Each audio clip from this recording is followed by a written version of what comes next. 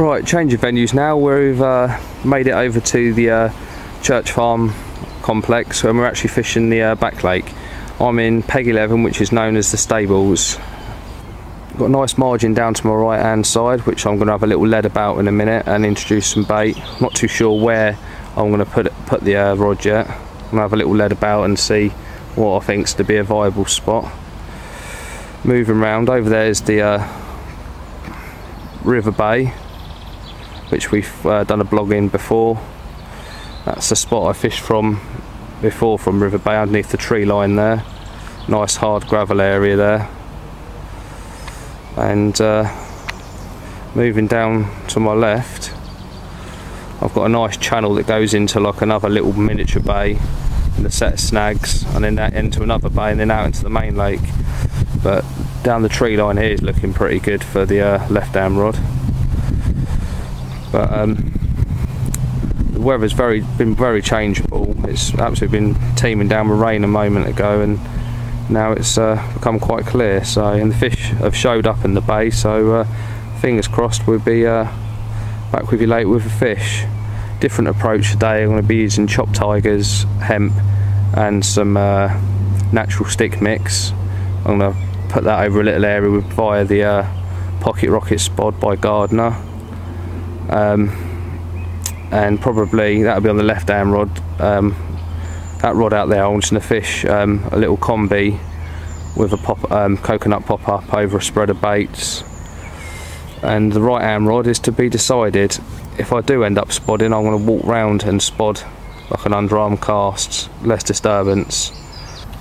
Right, just ready to make the spod mix. Get some tigers from the pre-prepared Mistral range. A pair of pliers. Just crush them up.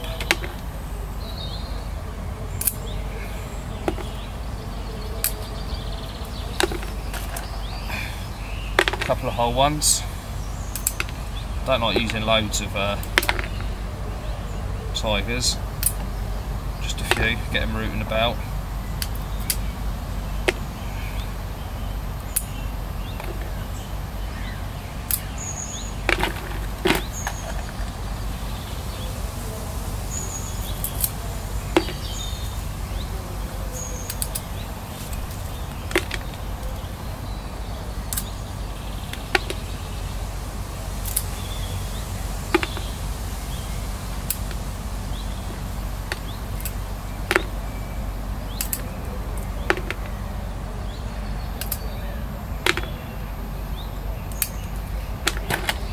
As you can see, there's not a great deal in there.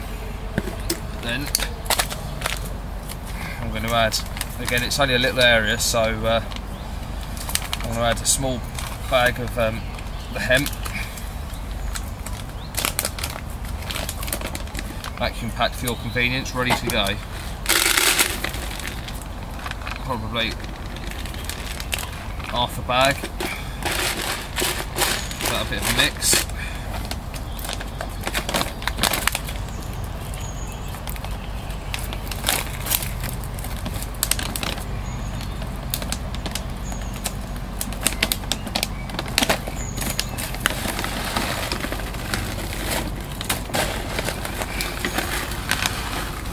Then a couple of handfuls of the 10 pellet, and just to cap it off,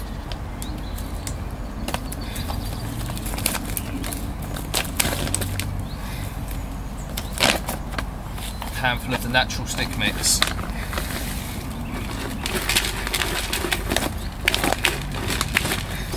Now ordinarily this would dry the hemp right out and naturally everything bobs up to the surface.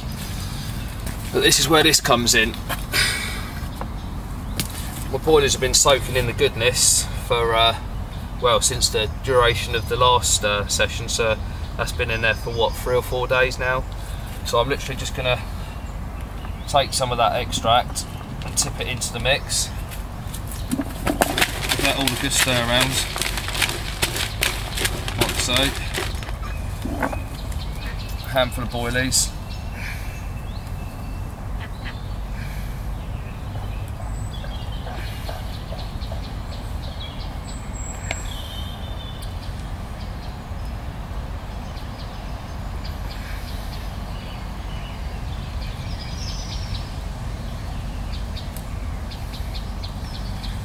couple of half bits. That'll wind all that up. What you've got there is food items of all different sizes, which is obviously going to confuse the carp. When they pick up a mouthful, they're going to find it very difficult to determine what's the hook bait. So that's all going to be an underarm cast to the snag via a little pocket rocket. Very little disturbance, but you know, really accurate.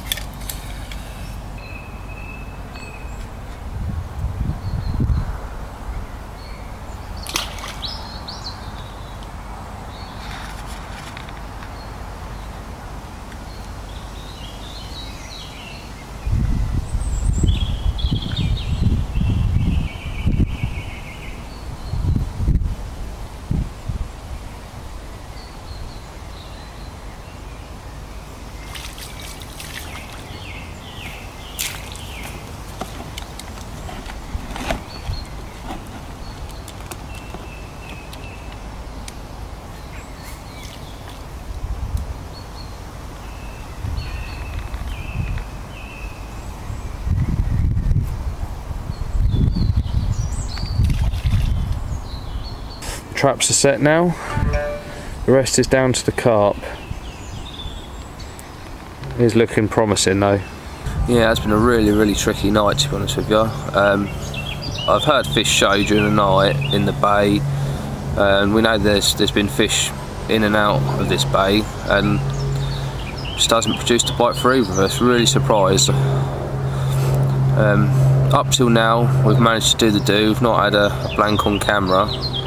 So, although technically I've done 3 days and we had the cat out of the match, but you know, an overnight here, I thought between the two of us, you know, one of us would have produced the goods. I haven't got long to go now. Probably I'll give it another maybe 2 hours, and I've got to start thinking about wrapping up and getting back with the family. So, what I have done though, a little bit sneaky. There's a nice little gravel slope off a sort of spur off the island, and I've actually flicked it dead tight to that. As I felt it down, I could feel it onto the gravel, and it's really shallow, and the fish are passing through there, and I've got like a little balanced tiger,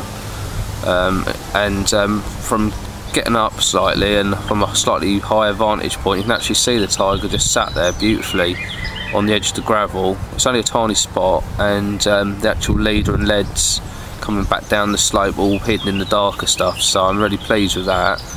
But I've put a handful of, only a small handful, maybe 10 little tigers round it, but it is literally just trying to get one to stop and tip up and have a quick feed. But to be honest with you, they really don't seem all that interested at the moment, which is a surprise really, because they spawned a week or two ago, and I thought, you know, with the weather changing and stuff, they'd be right up for a feed. In the past, this lake's been good to me. I kind of wouldn't say I had it sussed, but you know, a lot of people struggled on here, and I used to do on average probably 20 nights in a year, and probably caught for 17 or probably 17, 18 of them. You know, so good going. And it is a tricky lake. You know, it's not a massive lake. The back lake's probably, I don't know, 6 acres, something like that. And it did have a head at the time of about 90 carp, something like that, so not bad at all really. But nowadays obviously we lost a few fish and stuff like that, although we have put a few, you know, in turn we've put a few more in, so there's probably, I reckon, a head of about 80. And you know, on a nice day like today, they're not difficult to find, but it's just obviously catching them on a day when they're up for a feed. Oh well, we never know. Hopefully we're you know, be back with a fish for the blog. Still a little bit of time, but I wouldn't hold my breath. But if I can, I'm going to capture a shot of where I've actually positioned the hook bait, just to show you just how accurate it was, and you know how sometimes tight you've got to be to get a bite in here. Well, this is the area I've cast to, which is sort of coming out more towards Rick's swim, although it's a separate piece of water, and I'll see if I can capture where the tiger is. Let me. I can see it with my glasses on.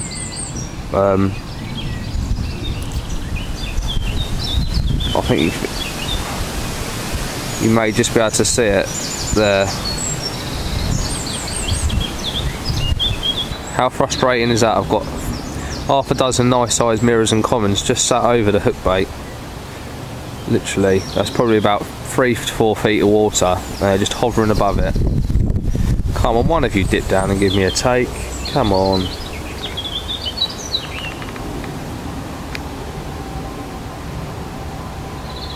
Typical. I've literally got half an hour I've got to go. I haven't got my surface gear with me either, but I reckon a little Arsley bomb number 6 shot, size 8 hook, size 6 hook maybe, lump across, pull it, let it pop up to the surface and pull it back just under. I reckon that's the way to outwit one of these bad boys.